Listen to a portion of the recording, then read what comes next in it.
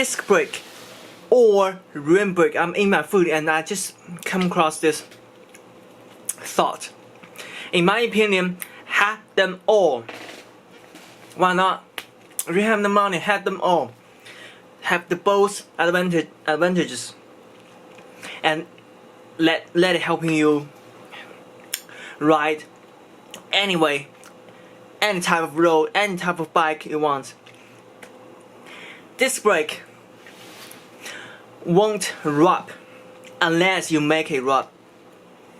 Disc brake are stainless steel rotors or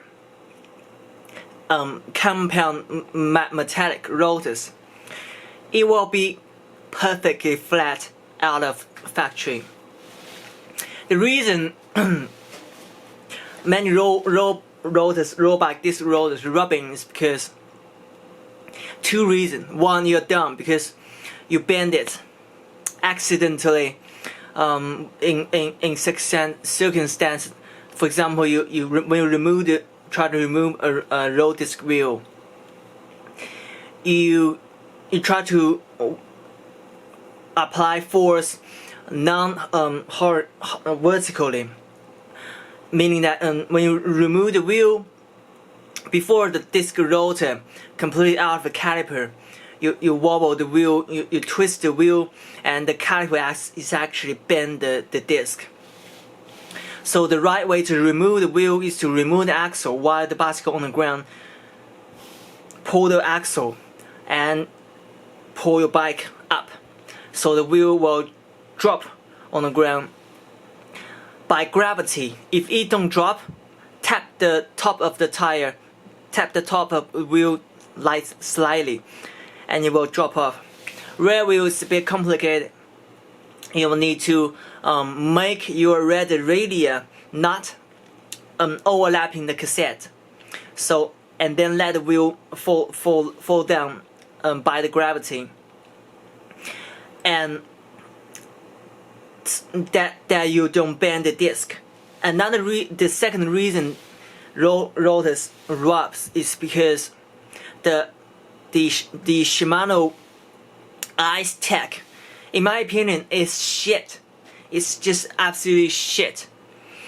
It has one layer of steel and aluminum layer in between, and one layer of steel. So it's like sandwich compound. That compound is very easy to bend, and it don't bounce back because aluminum is very softy and very shapeable. It just don't bounce back. It's not as like a spring as a metallic steel metallic nature is. It's just shit. If you want to the disc rotor cool down quickly, have a bigger rotor, so it touches the wing surface. It's greater. It touches the wing, you release the heat, or just, and with a bigger rotor, a better caliper with I would say with different compound of brake pads. Metallic brake pads is the best performance one, but it could create heat very fast because of the high friction. You can try different compound, ceramic, like some kind of plastic mixed fiber compound. There's a lot of compounds for you to try. That's another reason. There's a lot of ways to try to reduce the heat by getting leaner. You lose your own weight, so it won't be that hard to stop.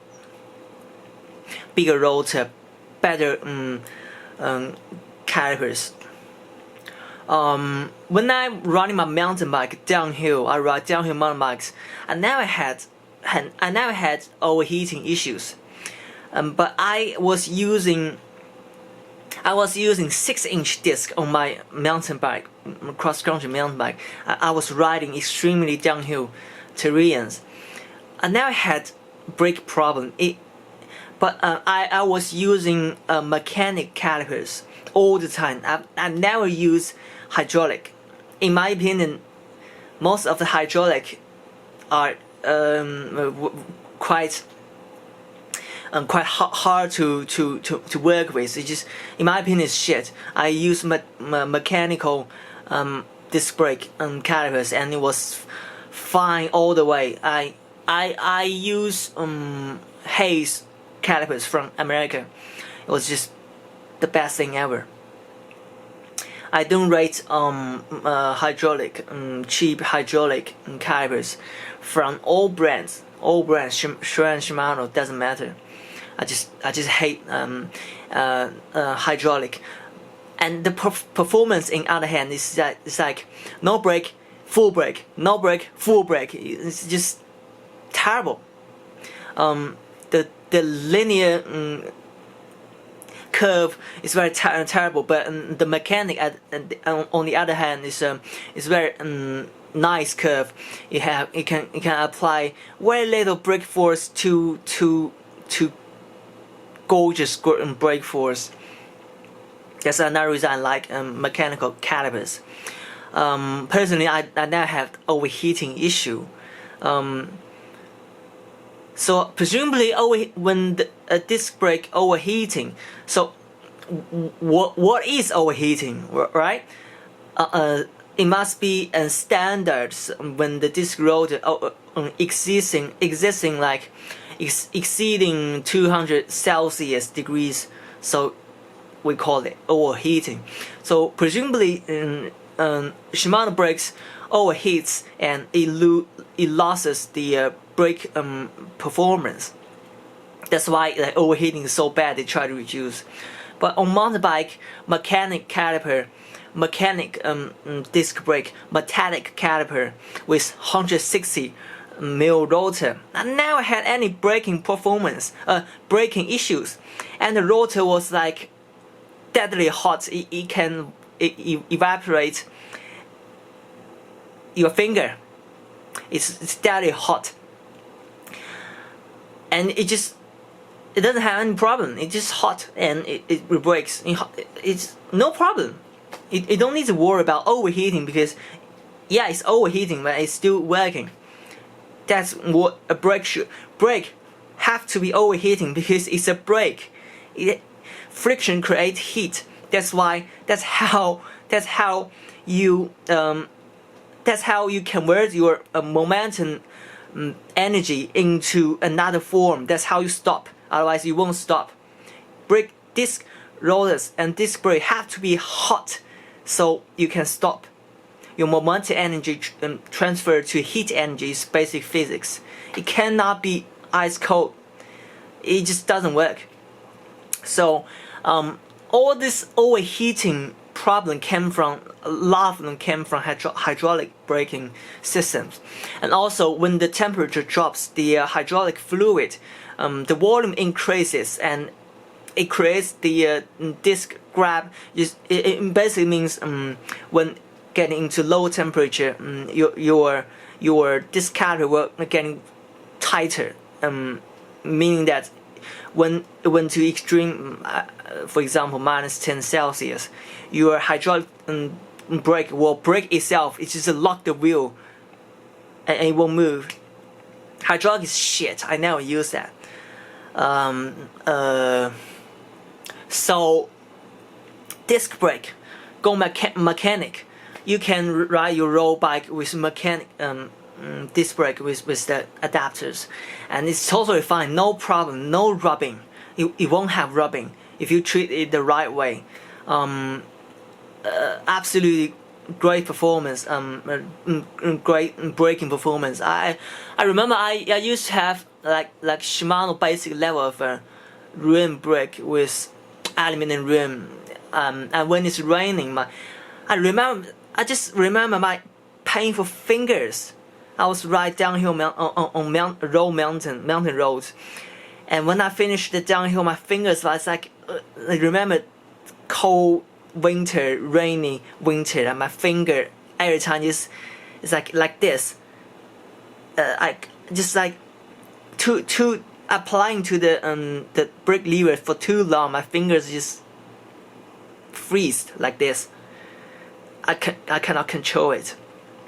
But on the other hand, disc brake is like pss, pss, down, stop, stop, easy, so easy to control, much better. That's why I love disc brakes. But rim brakes, on the other hand, rim brakes is light. It's very light. If you ride a bicycle, if you want to racing a bicycle uphill, you don't need brakes. That's why you don't need disc brake to for a COMMUTE bicycle, a lightweight carbon bicycle. You don't need a brake. You don't even need a brake because you're going uphill constantly. Because it's an uphill bike. But in terms of going downhill, I have a giant TCR SL. It's a rim brake and it's a carbon rim. It's a full carbon rim. I was riding it. I was training on that bike. It's a bicycle supposed to be go like a weekend warrior bike. You go uphill, and I was training on that bike. I was actually wearing out the carbon rim surface. It has this. I was using giant carbon wheels, stock wheels, but I think all carbon wheels come from the same nature. It has this carbon brake surface, carbon brake surface. When wearing that out, which is actually quite easy to wear out. I rode I was training on that rim on the bicycle for less than a year. I was training almost at least 3 times a week. Average hours would be 3 to 4 hours, and the carbon surface would just wear out and exposing the basic. It has basic carbon rim. It's a base made of carbon and sticking carbon layers on the top of that base as a braking surface. I was wearing that out, and it's the braking performance. It drops when you're wearing through all the carbon surface. So the rim performance is not constant, and when it's raining, just remember that twitchy fingers is a lot of pain. But it's lightweight. But in COMMUTE bike, if you ride a COMMUTE bike, have a disc brake, ride a V brake or a road brake, C brake caliper on rim brake on a COMMUTE bike, you're absolutely stupid. But racing uphill, definitely rim brake. I think that's a mountain bike, definitely rim brake. Otherwise, you just you're going suicide. Pretty much that's about braking system, bicycle braking system. I don't know why that bothers so many people's attention. Just bicycle mechanics. Use the right gear for the right purpose. This video is getting too long. Thank you. Subscribe, like. See you next time.